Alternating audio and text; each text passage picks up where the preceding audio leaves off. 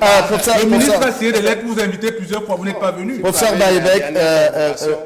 Baïbek, le docteur et toi. On vous aurait partagé nos chiffres, on vous aurait partagé nos documents, on vous aurait partagé notre expérience, on vous aurait partagé... Faites, écrivez et envoyez. Pourquoi attends, sérieux? Merci docteur Itoa, merci Élisée Inga. Professeur Baïbek, le docteur Itoa nous fait part de ces chiffres qu'il dit se fonder sur une étude suffisamment sérieuse. Vous qui avez traversé, on va le dire, le temps dans la profession, est-ce un problème inhérent à une génération? Est-ce que c'était déjà comme ça à une certaine époque? Et derrière, qu'est-ce qui peut justifier que des Camerounais choisissent de s'expatrier, des médecins camerounais, pourtant dans un pays où on parle de désert médical? Je vous donne deux chiffres qui répondent à la question. Premier chiffre, et toi vous a dit, notre docteur et toi vous a dit que l'OMS est comme un médecin pour 1000 habitants. Tout à fait. Le Cameroun a 30 millions d'habitants. Pour connaître le nombre de médecins qu'il faut diviser 30 millions par 1000. Quand vous faites ce rapport-là, le Cameroun a besoin de 30 000 médecins. Mais l'ordre recense 13 000 actuellement, quand on va dans le site de l'ordre. Ça a dépassé un peu 13 000. Non, c'est 13 000 inscrits. Voilà. Et là, ce n'est pas 13 000 qui exercent en temps réel, parce qu'il y a certains qui sont à l'étranger. Mais tous ceux qui sont inscrits. C'est 13 000. C'est 13 000. C'est-à-dire que le Cameroun manque 17 000 médecins. Le trou est grave parce qu'il y a le flux. Sinon, on aura au moins le chiffre brut. On va voir les spécialistes après. Ok? Ça, c'est pour apprécier, comme je veux dans la méthodologie, à l'entame, la gravité du problème. Le Cameroun est en déficit de 17 000 médecins qui sont à l'extérieur, qui ont fui. Pour l'autre chiffre que je vais vous donner pour comprendre, quand on regarde combien on paye ici, maximum, les meilleurs payeurs, on paye 300 000. L'État lui-même, c'est 260, quelque chose comme ça. Le prime de logement compris, hein. Mais l'État, en misant sur le fait que l'État estime que, après le salaire indiciaire de 260 000, les codes par l'hôpital vont encore être 50 000 au moins. Donc c'est 300 000. On peut arrêter là. Au Tchad, 400 000. c'est un peu vendu.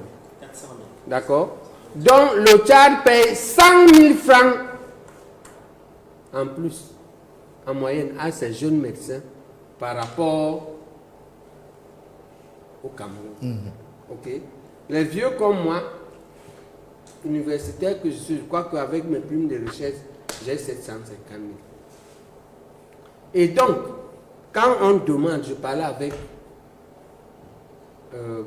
Fonkwa ce matin, notre président de l'ordre, qui est un type qui est un médecin dans son essence, mais en même temps entrepreneur. Il a un empire à Douala, son empire à Bonapriso, la clinique est Dimer. Tu regardes ça, tu vois que c'est vraiment le président des médecins. Ici. Quand on parle, on arrive à un point où c'est une affaire de peur. C'est deux problèmes, ou trois. Premier problème, il n'y a pas le travail quand même. Il y a beaucoup qui partent parce qu'ils n'ont pas de travail, je vous ai dit 10%. Et il y en a qui travaillent, mais sont sous-payés, 50 000. Et il y en a qui travaillent, mais sont bien payés entre guillemets, le niveau du Cameroun. Mais dans les trois cas, ils ne peuvent pas vivre. Ils vont donc, comme disait le chanteur, pour chercher une vie meilleure. Pour partir de Bafoussam, de Banjoum à Yaoundé, pour chercher là-bas une vie meilleure. Les médecins les jeunes médecins vont chercher à l'étranger fondamentalement une vie meilleure. Il y a une petite partie qui va se former. Et même là, le parti État n'a pas raison. Qu'est-ce qui fait que vous n'avez pas un système de formation complet? Il y a des spécialités de médecine entière qui ne se forment pas au Cameroun. Par exemple, on ne forme pas les chirurgiens de la poitrine. Dans un pays où la tuberculose a régné, et règne encore, Quand les tuberculeux font les abcès de poumon, qui va opérer?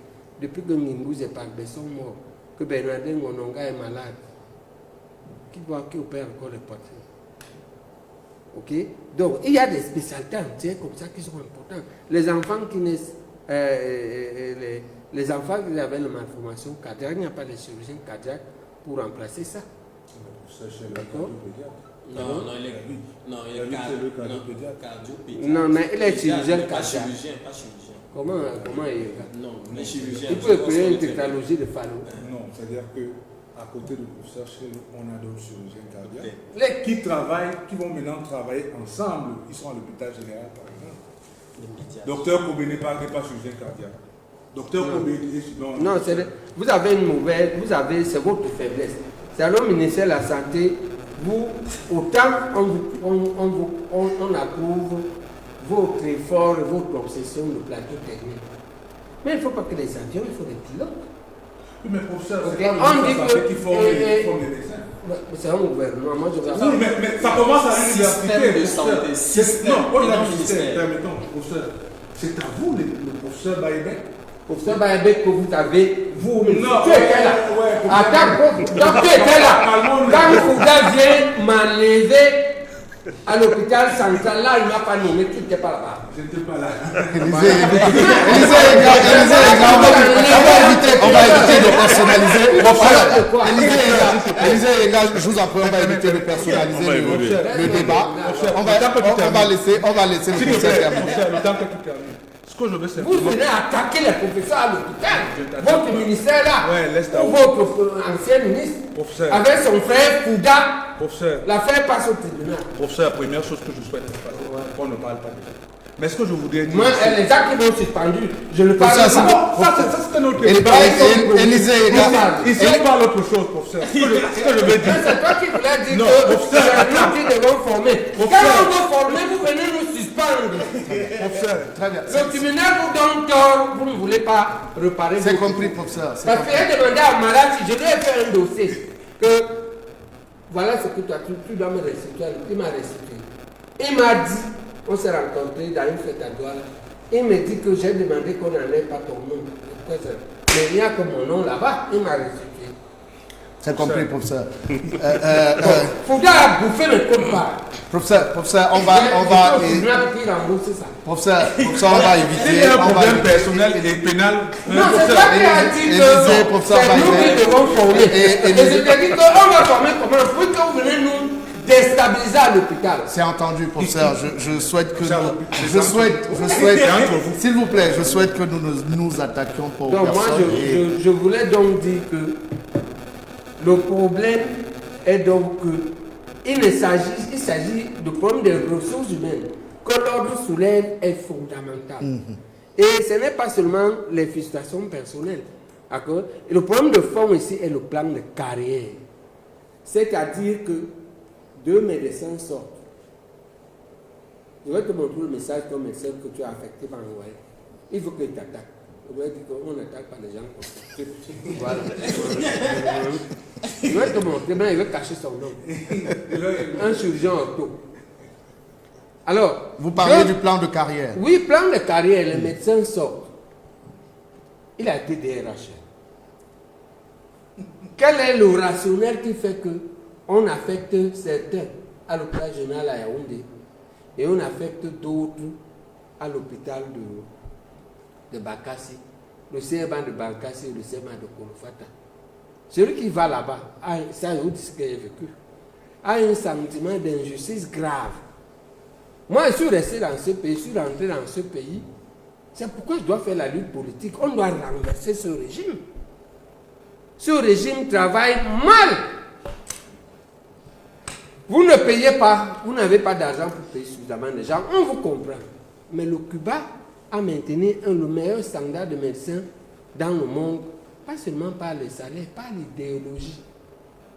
Ok? Et par des mesures contre le sentiment de justice. C'est un groupe que l'on peut maintenir au travail avec ce genre de choses. Et c'est ça qu'on va arriver aux solutions.